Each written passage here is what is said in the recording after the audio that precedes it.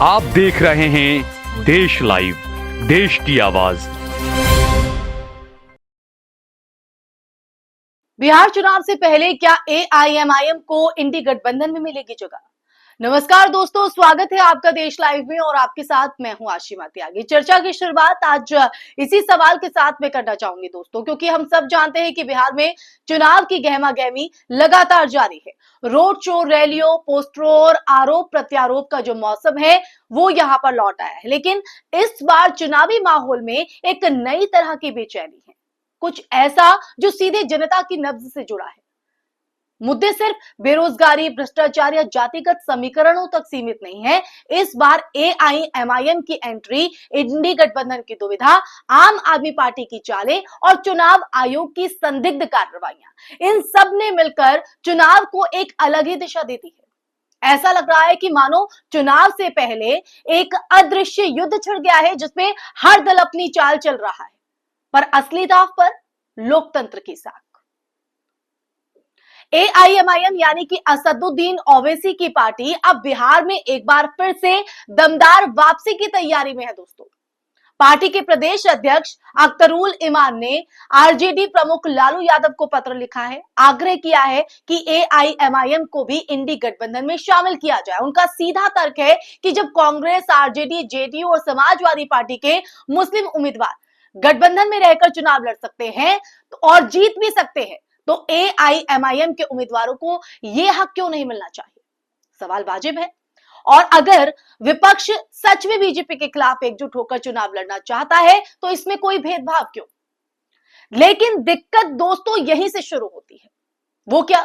दरअसल इंडी गठबंधन इस मुद्दे पर पूरी तरह से दुविधा में है कि अगर ओवैसी को साथ लेते हैं तो मुस्लिम वोट एकजुट होंगे, पर साथ ही हिंदू वोटों में बिखराव का जो खतरा है वो बढ़ जाएगा।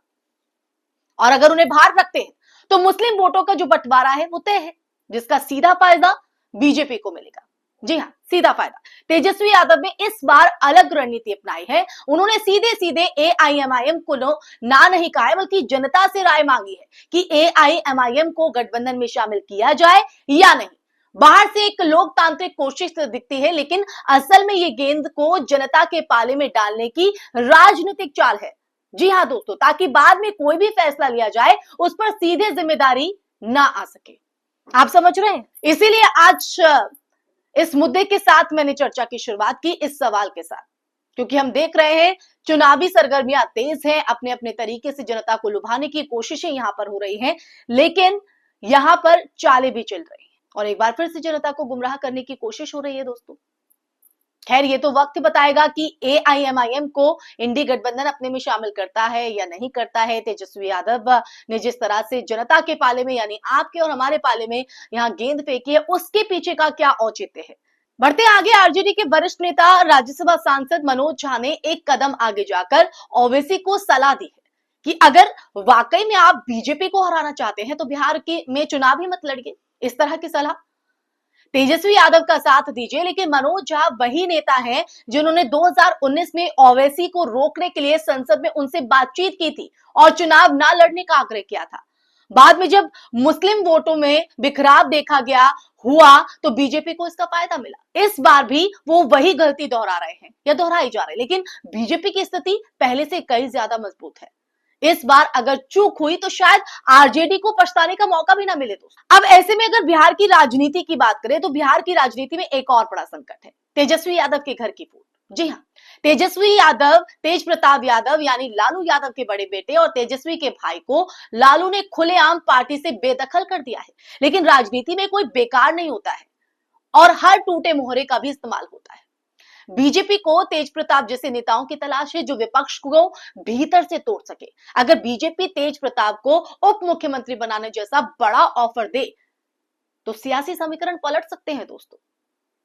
तेजस्वी को चाहिए कि वो सिर्फ बीजेपी या ओवैसी की रणनीतियों से ना लड़े, बल्कि अपने घर को भी संभाले, क्योंकि घर से ही विपक्ष जो है वो कमजोर होता है। और देखिए, तेज प्रताप का जो मैंने जिक्र किया है वो इस बात को दिखाता है, तेजस्वी इस बात को समझते हैं। अब बात करते हैं ओवैसी की बदलती छवि की भी।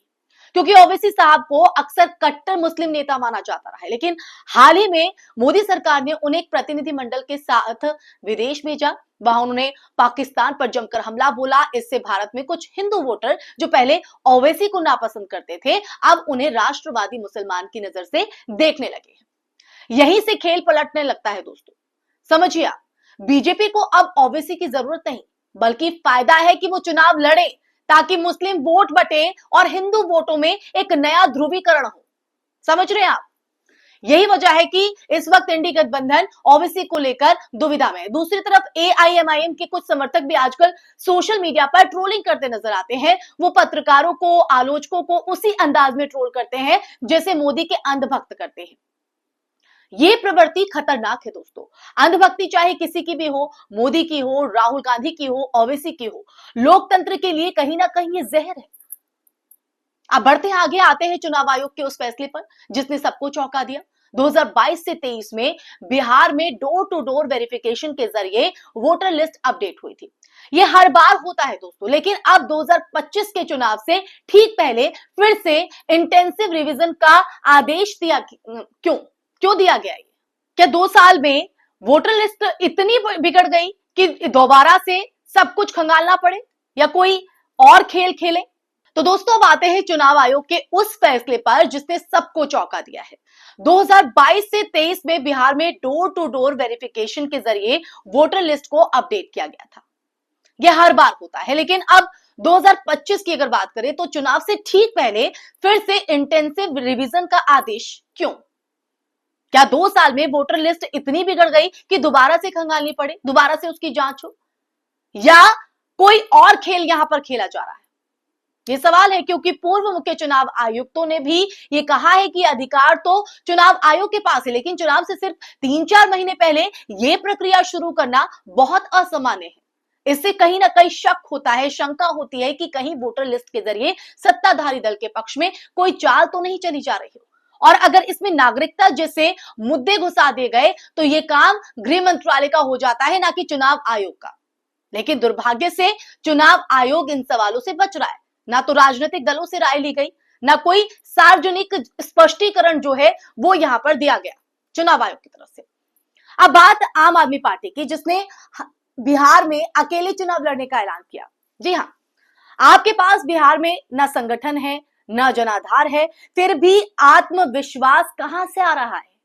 ये आत्मविश्वास, ये कॉन्फिडेंस, क्या ये हरियाणा और गुजरात की स्क्रिप्ट दोहराने की तैयारी है, जहां आपने अकेले कांग्रेस को नुकसान पहुंचाया, चुनाव लड़के बीजेपी को अप्रत्यक्ष रूप से मदद की, और अब वही खेल जो है बिहार में देखा जाए तो वो खेला जा रहा है? तो हरियाणा की हम बात कर रहे थे, और हरियाणा की क्या स्क्रिप्ट को दोहराने की कोशिश बिहार चुनाव में हो रही है? क्योंकि हमने देखा है कि किस तरह से आम आदमी पार्टी चुनाव लड़ती है, बीजेपी को इसका फायदा मिलता है। बिहार में अकेले चुनाव लड़ने का ऐलान कर दिया है। आपके पास बिहार में न संगठन है, न जनाधार है, फिर भी ये आत्मविश्वास, ये कॉन्फिडेंस कहां से आया आम आदमी पार्टी को? क्या ये हरियाणा और गुजरात की स्क्रिप्ट दोहराने की तैयारी की जा रही है, जहां आम आदमी पार्टी अकेले लड़कर कांग्रेस को नुकसान पहुंचाती नजर आई और बीजेपी को अप्रत्यक्ष रूप से मदद की, और अब कहीं वही खेल बिहार में खेला जाएगा? ये सवाल है, क्योंकि केजरीवाल जी कह रहे हैं कि ऊपर नीचे तो होता रहता है, मतलब जनता का जनादेश अब मजाक बन गया है। क्या आप अब सच में बीजेपी की बी टीम बन गई है दोस्तों? इन सब के बीच बिहार की जनता ये भी समझ रही है कि असली विपक्षी एकता कहां है और कौन सिर्फ नाम का विरोधी। इस बार एआईएमआईएम को गठबंधन में शामिल करना, वोटर लिस्ट की समीक्षा की पारदर्शिता और आप की भूमिका अगर बात करें तो ये सब तय करेगा बीजेपी को कितनी टक्कर मिलेगी दोस्तों। आप समझिए, इसलिए मैं इस पॉइंट पे बात कर रही हूं, क्योंकि बिहार चुनाव 2025 सिर्फ एक राज्य का चुनाव नहीं है दोस्तों, ये विपक्षी एकता की एक परीक्षा भी है, ये लोकतंत्र की साख का सवाल भी है। जो भी दल जनता को हल्के में ले रहा है, जो भी गठबंधन सिर्फ अपने जाति गिनती में फंसा है, जो भी आयोग मनमानी कर रहा है, सबको जवाब जनता ही देगी। लेकिन इसके लिए जनता का जागरूक रहना, यानी आपका और हमारा जागरूक रहना भी जरूरी है। सवाल पूछने होंगे हमें। सबसे जरूरी तो ये हो जाता है कि वोट डालना होगा, घरों से निकलना होगा, क्योंकि इस बार का ये चुनाव बताएगा कि बिहार ने किसे चुना है, डर को, भ्रम को या सच्चाई को। तो दोस्तों, ये तय हमें और आपको करना है। और इस वक्त तेजस्वी यादव ने जिस तरह से पाले में गेंद डाली है, या फिर हम बात करें AIMIM की जो गुजारिश यहां पर की गई है लालू यादव को पत्र लिखकर इंडी गठबंधन में शामिल करने की, तो ये तमाम जो समीकरण इस वक्त उभरकर सामने आ रहे हैं, आम आदमी पार्टी चुनावी रण में अकेले उतर रही है, क्या इसका बीजेपी को फायदा मिलेगा? तो ऐसे में देखना होगा, ये बिहार चुनावी नतीजों के लिए हमें इंतजार करना होगा और तभी ये तमाम चीजें हैं वो क्लियर हो पाएंगी। लेकिन आज का मुद्दा इसलिए ही काफी अहम हो जाता है क्योंकि बिहार का जो चुनाव है वो अब आगे की राह, या ये कहे कि राजनीति का जो राह है उसकी दशा और दिशा दोनों ही तय करेगा। तो फैसला आप लोगों के हाथ में। इसी के साथ इस वीडियो में मैं यही विराम लगाती हूँ, फिर हाजिर होंगे एक नए विषय के साथ। तब तक के लिए आप देखते रहिए देश लाइव से, आप जुड़े रहिए, उसके चैनल को सब्सक्राइब कीजिए और हमारी वीडियो को ज्यादा से ज्यादा शेयर एंड लाइक कीजिए। और कमेंट बॉक्स में हमारी वीडियो आपको पसंद आई या नहीं पसंद आई, दोनों ही राय आप साझा कर सकते हैं। नमस्कार।